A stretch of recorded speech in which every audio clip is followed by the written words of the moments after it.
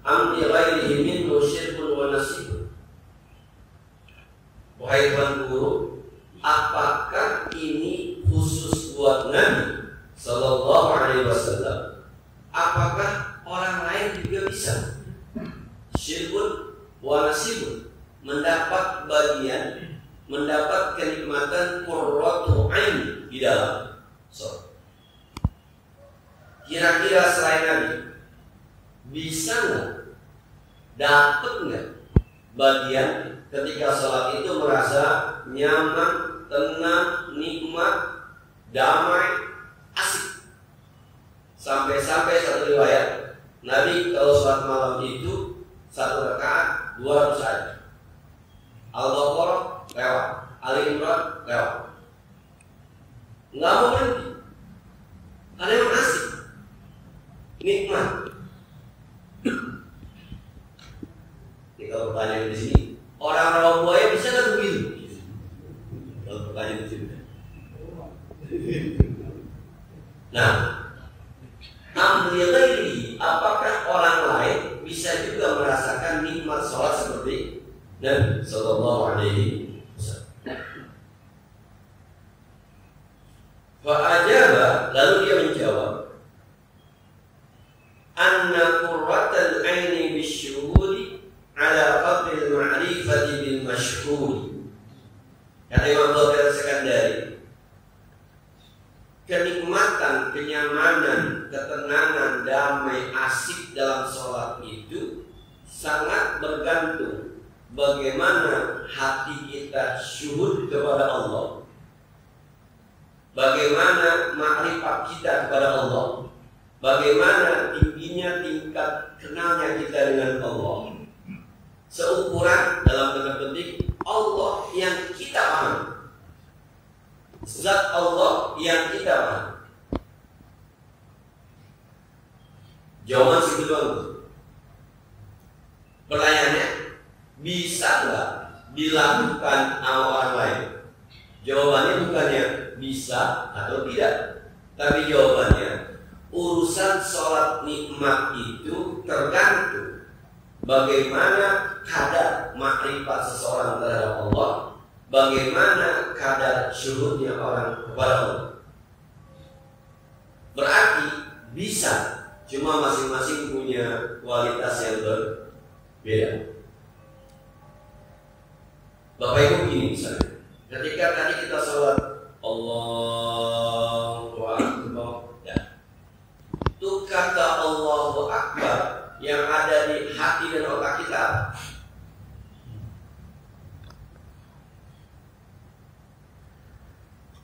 Yang ada di otak kita, di hati kita apa? Ketika mengucapin Allahu Akbar, ya Allah Maha Besar Ustaz, itu terjemahan. Kalau cuma itu berarti syuhud kita hanya menerjemahkan bahasa Arab ke bahasa Indonesia, tidak menyentuh zat Allah. Bagaimana mau nikmat? Kira-kira bagaimana mau nikmat? Nah,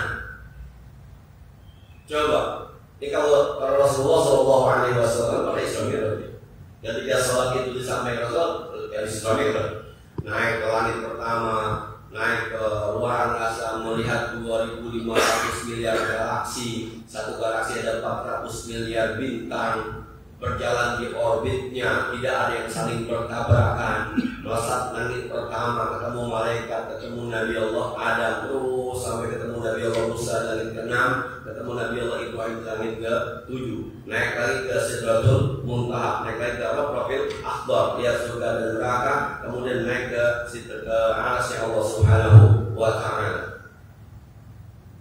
Seakan-akan ini kalau pakai bahasa Rawabuaya, luar biasa Allah Maha Besar. Kira gitu, luar biasa. Ternyata makhluknya cuma di bumi doang. Planet miliaran, bintang miliaran, matahari luar biasa, malaikat di langit pertama, malaikat. Bahkan ada sebuah tempat namanya Baitul Ma'mur yang katanya ini kalau ditarik lurus ke bawah itu sama dengan Ka'bah. Di dalamnya malaikat tawaf. Satu hari malaikat tawaf 70.000 malaikat tawaf satu hari. dan yang udah tawaf tidak akan pernah tawaf lagi. Jadi malaikat seumur hidup tawafnya cuma sekali di Baitul Ma'mur. Tiap hari 70.000. Dari berapa jumlah malaikat? Kalau yang udah masuk atau masuk lagi. Makanya yang bilang jangan-jangan, yang bilang nih, jangan-jangan yang namanya malaikat Israel, malaikat Mikail, itu malaikat yang udah ada di badan kita semua. Yang udah ada di badan semua. Soal rezeki udah ada di malaikat Mikail, soal nyawa udah ada di sini. Tinggal kirim WhatsApp doang. Cabut. Jadi jangan berpikir tuh Ustaz, kalau ada orang mati barang-barang dan 200 orang kena baunya, itu gimana mereka di Israel? Nah, itu broadcast aja dulu. Tinggal dikirim semuanya, cabut semua. Boleh jadi. Maka jutaan miliaran malaikat. Bahkan ketika mereka bertaruh malaikat hafina haula ars, mereka melihat malaikat itu berkeliling di keliling ars banyak. Maka pasti bilang, ya. Maka ketika Allahu Akbar, itu yang terbayang sama Rasulullah itu kemahakuasaan Allah, kemahakuasaan Allah. Seakan-akan Rasulullah seakan-akan nih, iya, benar. Gua udah lihat Allahu Akbar, Allah Maha Besar. Syuhudnya. Karena kita tanya, kita ketika Allah Akbar yang kebayang, yang teringat apa? Yang ada di hati apa? Nah, maka ini tergantung ukuran ma'rifatnya, tergantung ukuran syuhudnya. Mohon maaf, ada seorang dokter yang ternyata sholatnya lebih lama dari seorang kiai, karena setiap ayat yang dia baca itu dia terbayang dengan ilmu kedokteran yang dia pelajari. Saya pernah ketemu dokter spesialis tulang. Kalau saya nggak tahu ya tulang. Ketika ibu saya konsultasi, terus dia bicara tentang itu, sampai di bilang tulang itu kalau dipotong gitu tuh ada seperti Ka'bah yang dikelilingi oleh orang yang sedang tawaf.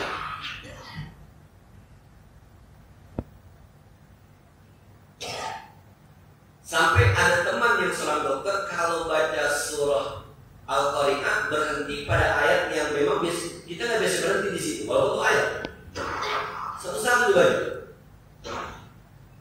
Jadi kalau dia baca surah Waqi'ah dan surah Al-Qari'ah, ujungnya itu thaqulat mawazinuhu fa huwa fi 'ishatin radiyah wa amma man khaffat mawazinuhu. Dokter nih Pak, karena dengan ilmunya dalam tanda petik dia sudah ada syukur.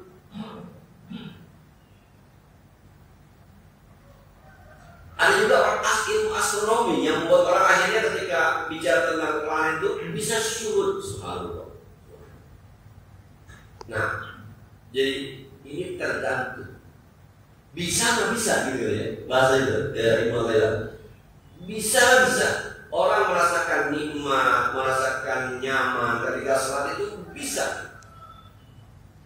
So, ketika Allah berfirman aqimus sholata lidzikri, aqimus sholata lidzikri, dirikanlah sholat untuk mengingat aku. Di ayat lain, ala bidzikrillah tatma'innul qulub, ketahuilah dengan mengingat Allah maka hati jadi tenang.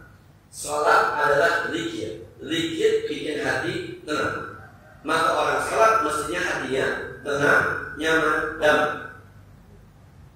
Maka Ibnu Al-Sakandari tergantung syuhudnya. Coba masuk ke Fatihah. Tadi kita baca Alhamdulillahirabbil alamin. Yang kebayang kita apa? Yang kebayang sama kita di otaknya hati kita. Ada membayangkan nikmat yang Allah berikan kepada kita. Iya. Nah, jangan-jangan kita mah nungguin dolim doang. Mana dolim di rumah dulu. Jadi sekali lagi nih, orang yang sudah sampai sore itu nyaris tidak memperhatikan bacaan imam, nyaris dia bilang. Jadi imam dia mau baca mau apa, gua bukan itunya gitu. Sebab bicara kemampuan baca, ittaqullah mastata'tum, bertakwalah sesuai dengan kemampuan. Ada orang yang memang tidak bisa disebut roh, ada orang memang tidak bisa disebut sya, isinya sa, tapi ada yang mau sya aja. Ada yang nggak bisa disebut ha, punya kok aja. Alhamdulillah ada. Coba balik kalimat Bismillahirrahmanirrahim. Apa yang kebayang kita ketika bismillah?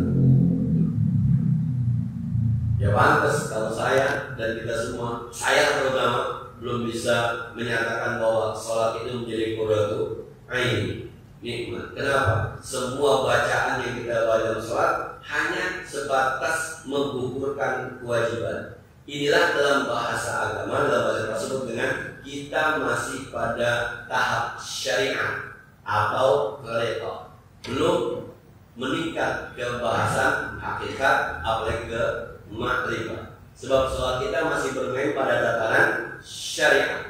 Sah apa kagak, batal apa kagak, benar apa kagak, itu aja kita.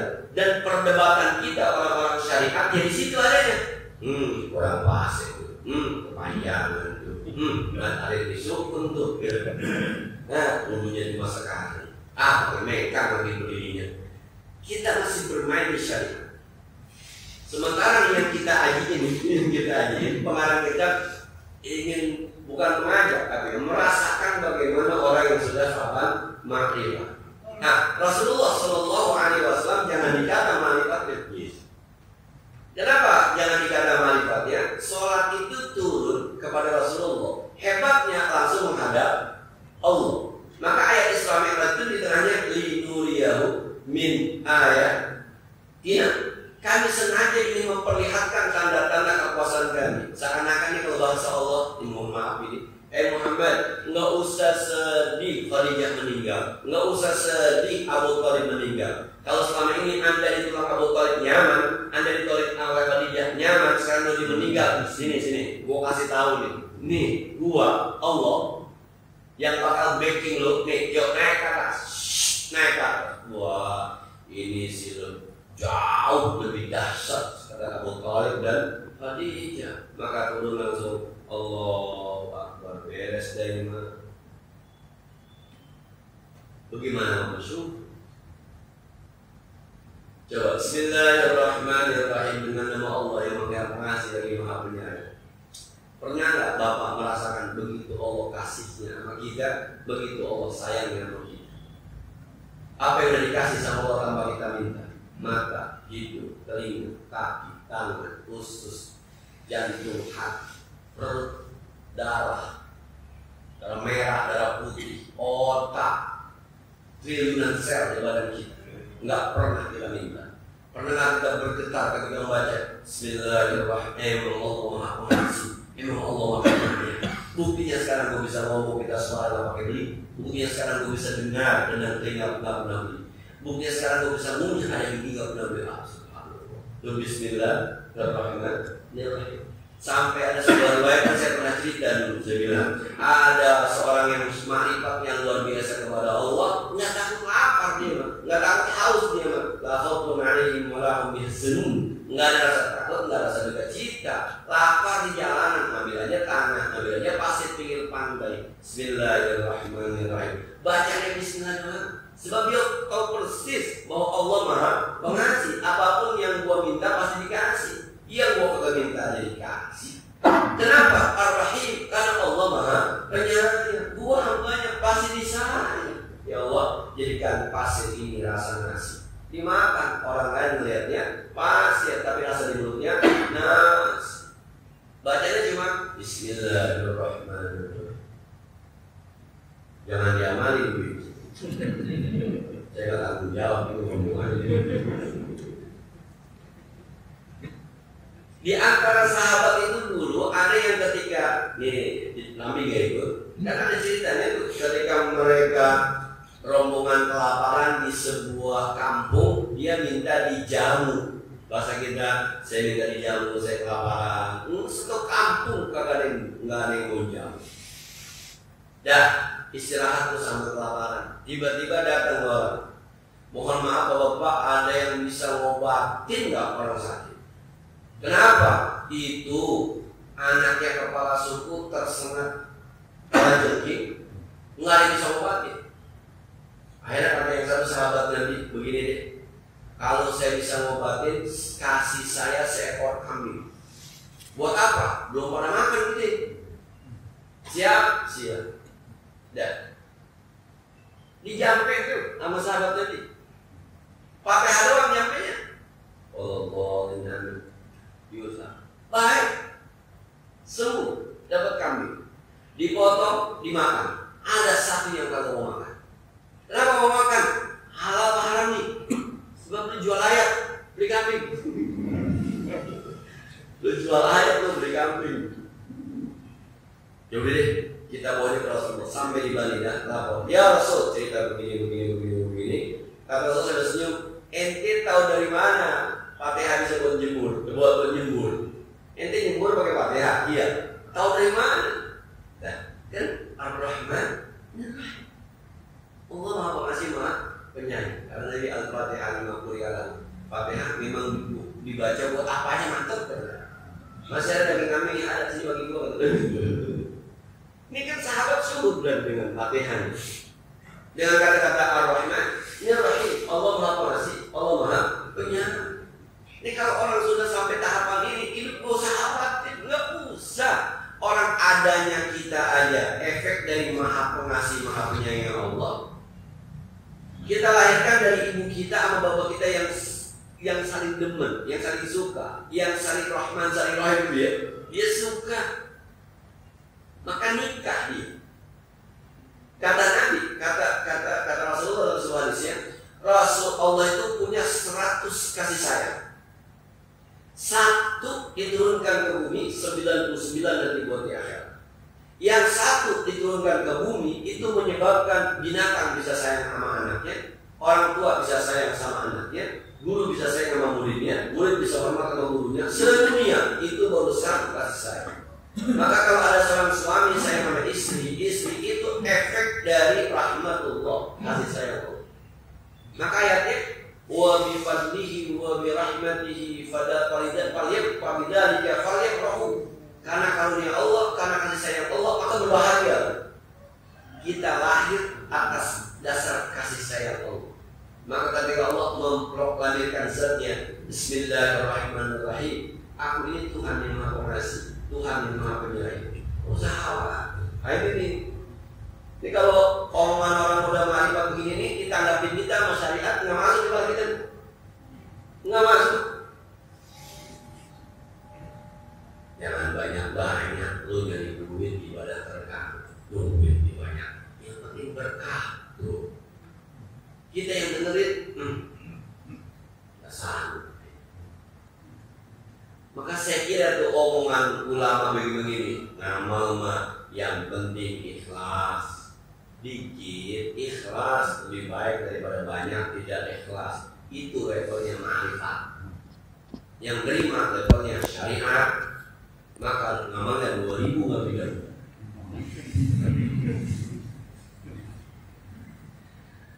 Level kita Pak, kalau baca Quran tuh masih level panjang, pendek, ini mana apa.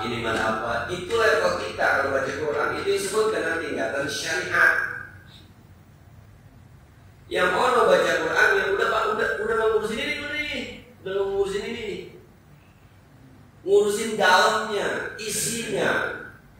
Jadi dia kalau baca ayat ya ayat Tuhan nafsul mutmainnah, udah gemetar badannya itu, nangis itu.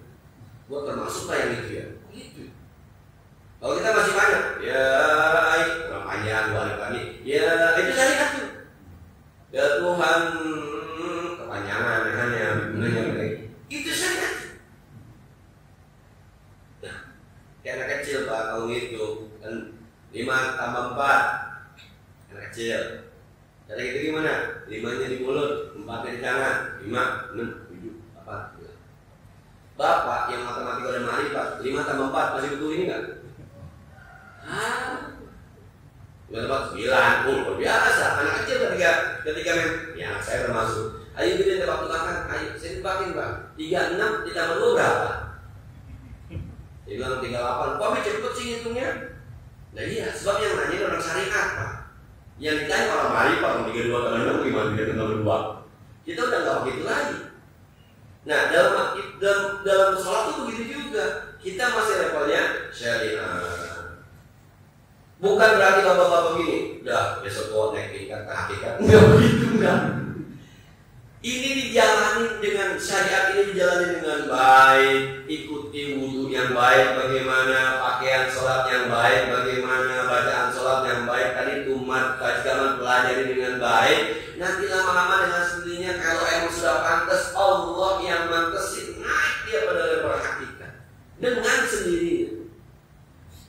Lama-lama nggak disadari, ngaji orang baca Quran, dia baca Quran jadi imam, awaknya nangis. Masya Allah. Cuma yang dibaca sebenarnya cuma ayat pendek doang. Ara'aital ladzi yukadzibu bid-din wa dzalikal ladzi yad'ul yatim. Habis. Ingat setia, gua belum open dengan yatim. Kalau begitu bukan termasuk mendustakan agama Allah. Mulai tuh pelan. Lama-lama sholat tahajudnya cuma 2 rakaat, lama-lama kayaknya enak nih 4 rakaat, lama-lama kayaknya enak nih 8 rakaat, lama-lama kayak 12. Dengan sendiri aja. Awalnya kan masak, membawaannya masak. Lama-lama nanti dengan sendiri. Nah, begitu juga urusannya sama sholat. Jadi ya, sekali lagi Pak, kalau bicara Nabi jangan ditanya soal makrifat dan soal syukurnya. Tapi seakan-akan Ibnu Qayyim mengatakan bisa, Anda bisa. Qurratu ain, saya, kita semua bisa. Dengan catatan ya seukuran. Jadi ada level 1, level 2 gitu ya, level 2. Sampai ada ulama yang begini. Syuhudnya, makrifatnya ulama. Jadi ujung misalnya angkanya 1 sampai 10. Makrifat 1 sampai makrifat 10 misal. Maka ulama ini di level 10. Kita mungkin 1 jiblot, level 10. Level 10 ini yang menjadi ujungnya ulama, ini baru mulainya aulia. Para wali mulai di atas 10. Di kita ulama udah hebat banget di atas 10, wali baru mulai di atas 10. Nanti wali sampai angka 20. 20 wali baru mulai. Udah selesai, ini para anbiya baru mulai, para nabi. Nabi sampai level 30. 30 para nabi ini yang sudah level tertinggi pada jabatan nabi, itu baru mulai para rasul. Rasul mulai di 30 sampai 40.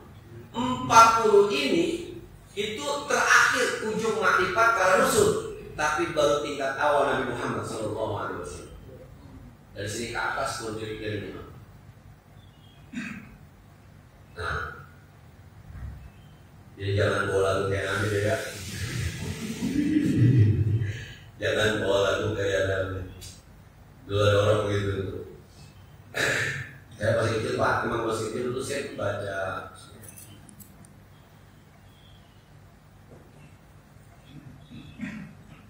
Nah, dulu pernah hafal segala macam, pakai hadis segala macam itu masih kecil. Ukuran-ukuran anak yang kalau dibilang masih bandel. Ceritanya sholat isya, imamnya lama. Akhirnya kita nih anak-anak yang masih bandel-bandel pakai komat aja ya, laki-laki itu lama. Waktu yang kita tungguin kan sampai ke masjid, komat dulu. Kita udah lama banget, akhirnya komat kayak gitu. Umat sembahyang, saya imamnya, Nabi imam, orang tuanya sampai. Apa kata orang tuanya? Lu, gua baru ketinggalan 15 menit aja pakai lu tinggal sembahyang. Dulu Nabi, sahabat sampai setengah malam ditungguin sama sahabat baru komat. Saya nyaut aja, itu bukan Nabi. Bukannya encang. Encang Nabi bisa ditungguin bersubuh. Encang bukan Nabi. Kadang-kadang kita merasa diri kita merasa diri kita Nabi. Jadi kalau orang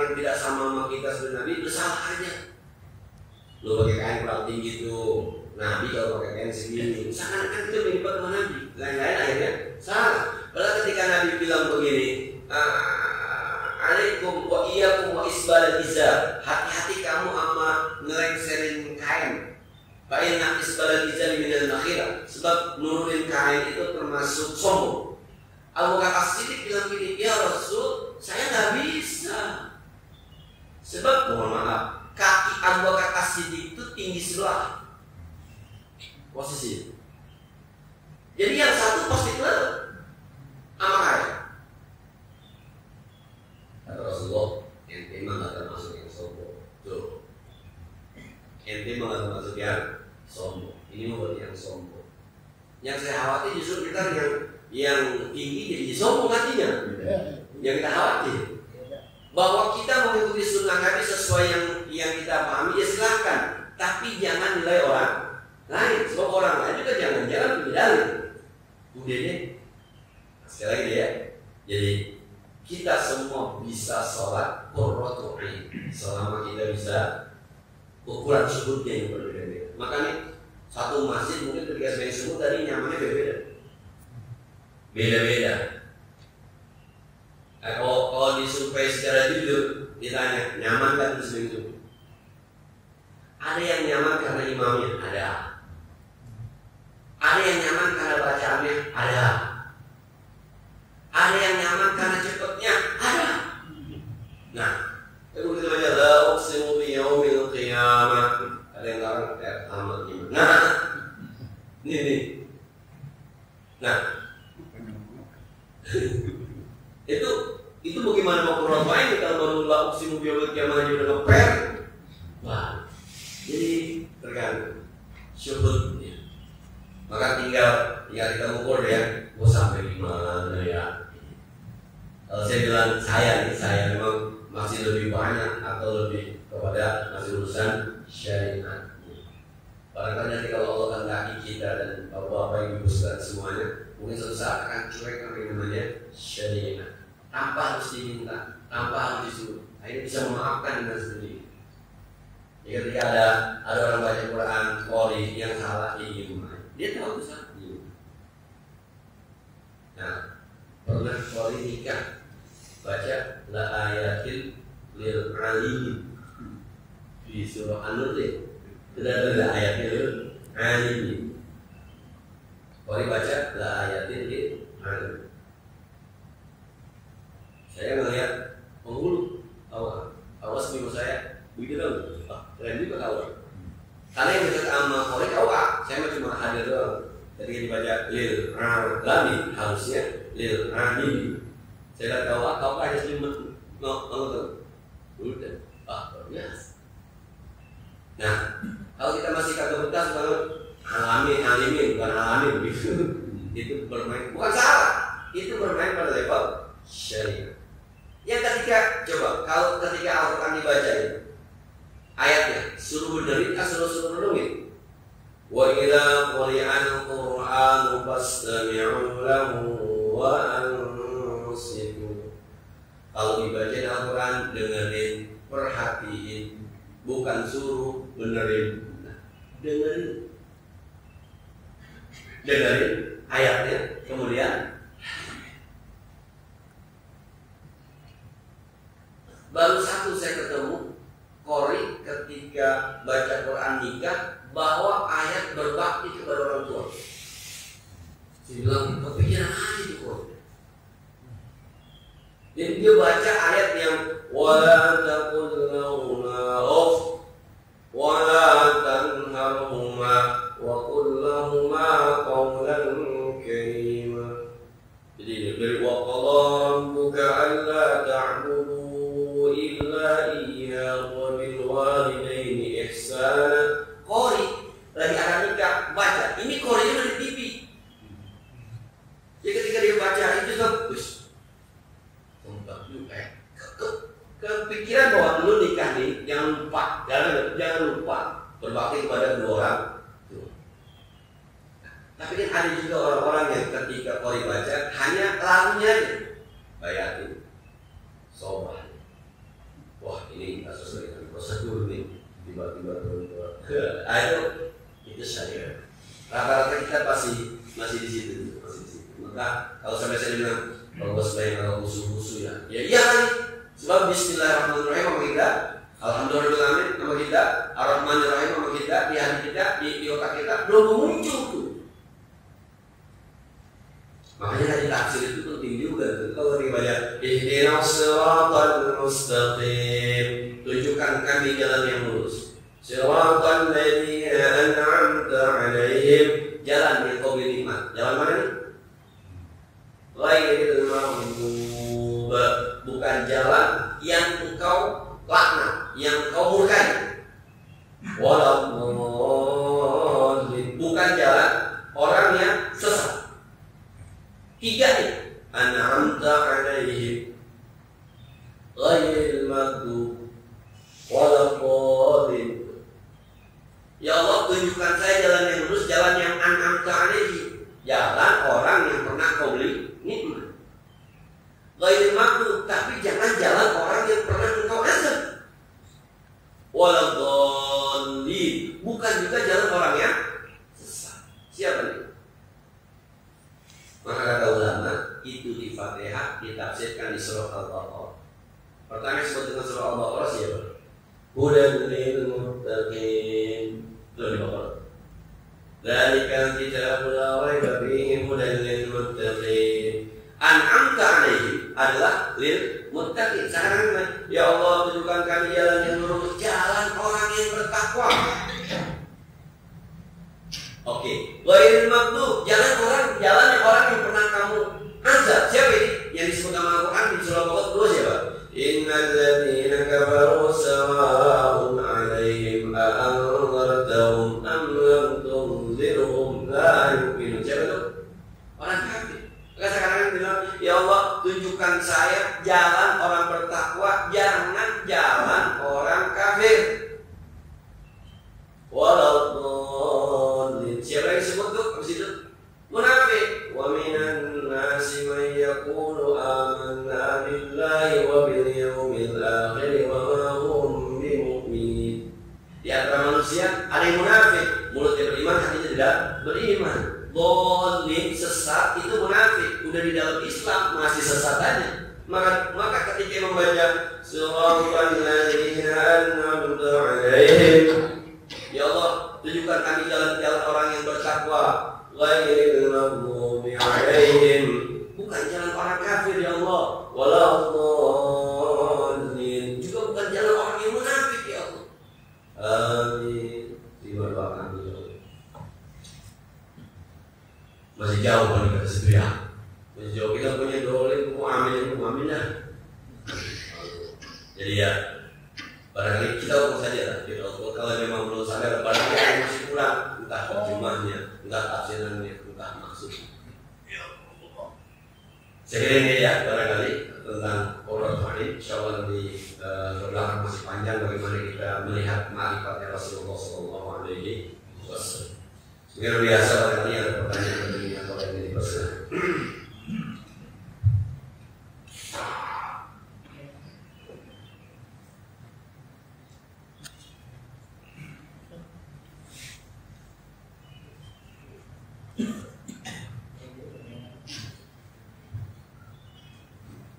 Assalamualaikum warahmatullahi wabarakatuh. Ustaz, jadi kalau sudah manfaat itu ya, kalau melihat kesalahan orang itu diam, bagaimana dengan perintah amal ma'ruf nahi munkar itu? Nah, orang baca Quran salah bukan munkar. Orang baca Quran benar atau salah? Orang baca Quran benar atau salah? Benar. Yang salah bacaannya. Jadi ketika orang baca Quran salah, itu bukan munkar. Munkar itu menentang ajaran Allah. Orang kata sholat munkar. Orang main judi munkar. Nah, jadi orang zikir sama orang berkata zikir bukan munkar. Maka ada yang begini, ya gue baca Quran salah munkar dosa. Enggak. Bacaannya kan dong bisa lupa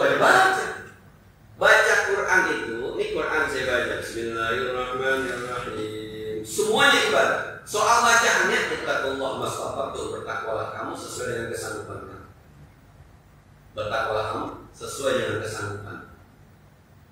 Maka yang baca alif lam mim alif, maka harus belajar bukan alif alif. Penyebutan alif menjadi alif gara-gara belum tahu ilmunya nggak dosa, ada pahala.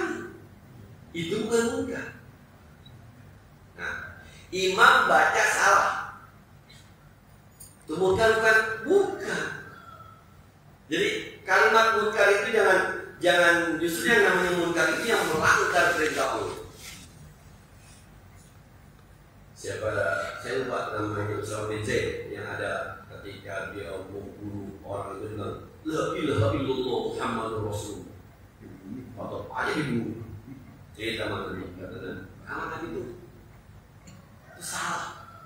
Jihadnya benar, tapi kerjaannya salah. Nabi jawab begini, emang lu, ya Rasul dia bilang la ilaha cuma buat mengamankan dirinya. Emang kamu tahu hatinya mengamankan apa ikhlas? Memang kamu tahu hatinya mengamankan? Kata Usama, saya berasal dari bosok Islam kali itu. Tapi Nabi nggak bilang kafir, nggak bilang. Jihadnya benar, tapi pelakuannya salah. Jadi munkar itu yang melanggar. Agak sholat munkar, judi munkar, zina munkar. Nah, jadi kalau bacaan Quran beda-beda pendapat itu bukan munkar. Ada yang pakai kunut, ada yang kagak pakai kunut, itu bukan munkar. Orang sholat subuhnya benar. Ada yang tahlilan, ada yang kagak tahlilan, itu bukan munkar. Orang Islam kok yang terjadi. Nah, bahkan kalau di kitab Marokil Umulia itu salahnya Bidayatul Hidayah, Hidayah itu karena di pembukaan disahkan oleh Imam Nawawi al-Baghdadi namanya Marokil Umulia. Ada cerita ini. Orang Islam itu ada namanya mohon maaf Hajjaj bin Yusuf. Hajjaj bin Yusuf itu panglima yang terkenal oleh panglima Salih. Dialah yang membunuh mohon maaf Abdullah bin Jubair bin Abu Bakar. Cucunya Abu Bakar masuk kategori sahabat, dibunuh oleh Hajjaj bin Yusuf atau. Nah, sampai dia meninggal dunia di Hajjaj bin Yusuf, ternyata ditelusuri dia pernah membunuh 33.000 orang secara sadis. Bahkan ada yang dipenjara. Kalau sekarang yang tidak sibuk pokoknya di penjara itu jumlahnya ratusan ribu orang. Hajjaj bin Yusuf panglima Islam. Dia tercatat pada Bani Umayyah. Tapi masih ada ulama, kan banyak orang cerita panjang, ada ulama bilang begini. Ulama bilang, udah berhenti, jangan dibahas tentang Hajjaj bin Yusuf, tentang kezalimannya. Itu orang Islam. Boleh jadi Hajjaj bin Yusuf masuk neraka gara-gara kerjaannya, tapi ente juga bisa masuk neraka gara-gara ngomongin Hajjaj bin Yusuf yang sama-sama muslim. Ada pendapat semacam ini. Jadi kalau beda-beda pendapat sesama Islam itu bukan munkar. Sampai ada orang pernah ceramah maki Gus Dur, video dari Gus Bahali. Orang maki Gus Dur itu kuat sampai 1 jam di atas mimbar. Turun, ditanya maki Mustafa Bisri. Sampai pernah maki pendeta?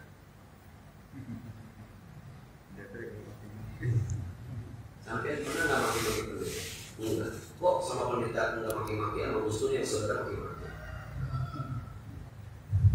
Nah, jadi kalau sama saudara kita berlaku hukum watawasau bilhaq, watawasau bisawab. Kalau terhadap orang kafir asyiddatu 'alal kufar, hamad. Memang nggak bisa datang ke rumahnya ngobrol yuk. Nanti ketemu lagi masalahnya itu. Nah, jadi munkarnya itu gimana munkar. Jadi kalau orang baca Quran salah itu bukan munkar, itu kesalahan yang perlu diluruskan. Nah, gitu deh, lagi. Sudah ada tempatnya Al-Fatihah.